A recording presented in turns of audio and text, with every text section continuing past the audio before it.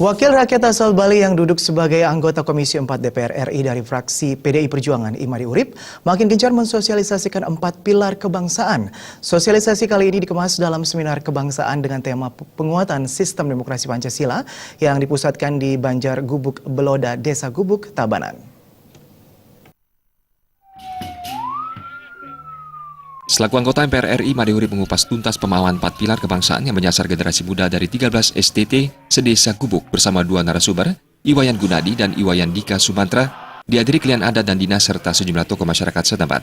Kehadiran anggota Badan Penganggaran MPR RI ini juga didampingi anggota DPRD Tabanan Imade Dirga yang menegaskan sepak terjang Imade Urip tidak hanya itu saja, tapi juga selalu hadir membantu kegiatan masyarakat. Sementara itu, Ketua Ranting PDIP Desa Gubuk, Ikomang Edi Wirawan mengaku menghadirkan Imade Urip selaku anggota DPR sekaligus MPR untuk memberikan pemahaman 4 pilar kebangsaan dengan mengundang seluruh elemen masyarakat. Mengingat selama ini, Imade Urip selalu memberikan dukungan kepada seluruh elemen masyarakat, terutama generasi muda, sehingga sudah terbukti dan teruji membantu masyarakat. Sosialisasi 4 pilar kebangsaan mengundang berbagai elemen masyarakat sekodruno se-desa Gubuk. Yang jelas kehadiran dari Bapak Imade Urip sangat memberi semangat support bagi sekodruno maupun elemen masyarakat se-desa Gubuk.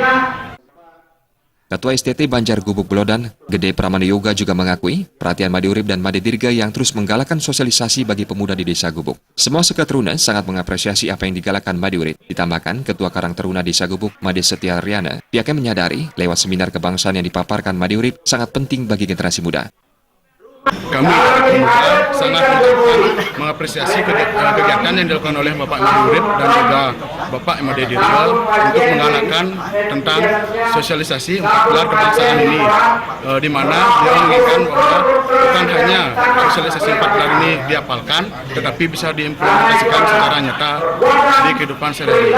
Apa yang dipaparkan oleh Bapak Imade Urip beserta stafnya supaya apapun yang kita lakukan nanti sebagai generasi muda kita bisa mengapresiasikan kehidupan sehari-hari, bagaimana kita mencintai negara kita sendiri, bagaimana kita menciptakan kreativitas sebagai anak muda untuk mewujudkan nasionalisme kita.